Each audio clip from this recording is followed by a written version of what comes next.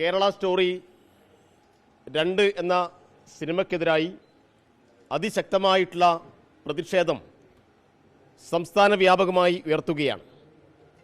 എന്താണ് കേരള സ്റ്റോറിയുടെ ഉള്ളടക്കം എന്ന് കഴിഞ്ഞ കുറച്ച് നാളുകളായി ഈ കേരളീയ സമൂഹമാകെ ചർച്ച ചെയ്തുകൊണ്ടിരിക്കുകയാണ്.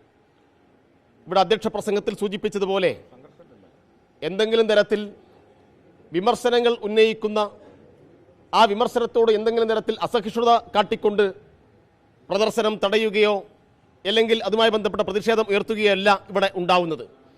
ഇവിടെ കേരള സ്റ്റോറിയുടെ കാര്യത്തിൽ ഇതൊരു വിമർശനമല്ല, വളരെ കൃത്യമായ അജണ്ടയോടുകൂടി ഒരു പ്രൊപ്പഗണ്ട സിനിമയായിട്ടാണ് ഈ കേരള സ്റ്റോറി നിർമ്മിച്ചിട്ടുള്ളത്. കേരള സ്റ്റോറിയുടെ 1-ാം ഭാഗം നേരത്തെ പുറത്തിറങ്ങി. ആ 1-ാം ഭാഗത്ത് എന്തൊക്കെ തെറ്റായ കാര്യങ്ങളാണ് കേരളത്തെക്കുറിച്ച് പറഞ്ഞു വെച്ചത്? ആ സിനിമയിൽ പറയുകയാണ്, കേരളത്തിൽ ലവ് ജിഹാദ്, ആ ലവ് ജിഹാദിൻ്റെ ഭാഗമായി 33,000 ഹിന്ദു പെൺകുട്ടികളെ പ്രണയം നടിച്ച് വശീകരിച്ച് IS-ന്റെ ക്യാമ്പിലേക്ക് റിക്രൂട്ട് ചെയ്തിരിക്കുന്നു എന്നുള്ളതാണ്. IS-ന്റെ ക്യാമ്പിലേക്ക് കേരളത്തിൽ നിന്ന് മലയാളികളായിട്ടുള്ള 33,000 ഹിന്ദു പെൺകുട്ടികളെ റിക്രൂട്ട് ചെയ്ത് കൊണ്ടുപോയി എന്ന്. കേരളത്തിലെ ആളുകൾ ഇത് വിശ്വസിക്കില്ല. പക്ഷേ കേരളത്തിന് പുറത്തുള്ള ലോകത്തിൻ്റെ വിവിധ ഭാഗങ്ങളിലുള്ള ആളുകൾക്കിടയിൽ കേരളത്തെ അങ്ങേയറ്റം അപകീർത്തിപ്പെടുത്തുന്ന ഒരു സന്ദേശമാണ് ഇതുവഴി കൊടുക്കുന്നത്. എന്തായിരുന്നു യാഥാർത്ഥ്യം? റിയൽ കേരള സ്റ്റോറി എന്താണ്?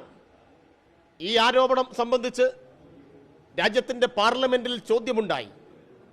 RSSന്റെ BJPയുടെ ഭാഗമായി നിൽക്കുന്ന ഉത്തരവാദിത്തപ്പെട്ട കേന്ദ്രമന്ത്രിമാർ പാർലമെന്റിൽ കൊടുത്ത മറുപടി ഇങ്ങനെയുള്ള സംഭവങ്ങൾ കേരളത്തിൽ നടന്നിട്ടേയില്ല എന്നുള്ളതാണ്. ലവ് ജിഹാദിന്റെ ഗണത്തിൽ എതിരെയാ പെടുത്തുന്നത്. ഈ കേരളം വ്യത്യസ്ത ജാതിയിലും മതത്തിലും പെട്ട ആളുകൾ ജീവിക്കുന്ന ഭൂമിയാണ്. ഇവിടെ വ്യത്യസ്ത മതവിഭാഗത്തിൽ വ്യത്യസ്ത ജാതി അതൊന്നും അതിനെല്ലാം ഭാഗമായി ജീവിക്കുന്ന ആളുകൾ പരസ്പരം സ്നേഹിക്കുന്നു, വിവാഹം കഴിക്കുന്നു, ജീവിക്കുന്നു. അതിനൊന്നും ഒരു തടസ്സവും ഈ കേരളത്തിലില്ല. മതമേതായാലും മനുഷ്യൻ നന്നായാ മതിയെന്ന ശ്രീനാരായണ ഗുരുവിൻ്റെ മഹത്തായ ആശയം ഈ കേരളീയ സമൂഹം ശക്തമായി ഏറ്റെടുത്ത് നടപ്പിലാക്കിയ അനുഭവമാണ് നമുക്ക് കാണാൻ വേണ്ടി കഴിയുക. ഇപ്പോഴിതാ ആ സിനിമയുടെ 2-ാം ഭാഗം ഇറക്കിയിരിക്കുന്നു. കേരള സ്റ്റോറി 2-നകത്ത് പുതിയ ചില കള്ളങ്ങൾ കുത്തി നിറക്കുന്നു.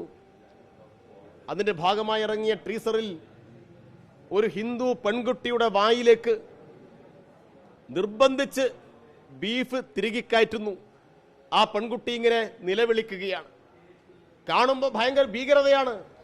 അയ്യോ, കേരളത്തിൽ എന്താണ് നടക്കുന്നത്? കേരളത്തിലെ സ്ത്രീകൾക്ക്, പെൺകുട്ടികൾക്ക്, ഹിന്ദു വിഭാഗത്തിൽപ്പെട്ട ആളുകൾക്ക് ജീവിക്കാൻ കഴിയുന്നില്ലേ എന്നൊരു സന്ദേശം പുറത്തു കൊടുക്കാൻ വേണ്ടിയിട്ടാണ് ഇങ്ങനൊരു സീൻ ക്രിയേറ്റ് ചെയ്തത്. ഞാനിതിൻ്റെ നിർമ്മാതാക്കളോട്, ഇതിനെ അനുകൂലിക്കുന്ന ആളുകളോട് ചോദിക്കുന്നത്, കേരളത്തിൽ എവിടെയെങ്കിലും ഏതെങ്കിലും ഒരു നാട്ടിൽ ഏതെങ്കിലും ഒരു പെൺകുട്ടിക്ക്, ഏതെങ്കിലും ഒരു വ്യക്തിക്ക് ഇങ്ങനെ അനുഭവം നേരിടേണ്ടി വന്നിട്ടുണ്ടോ?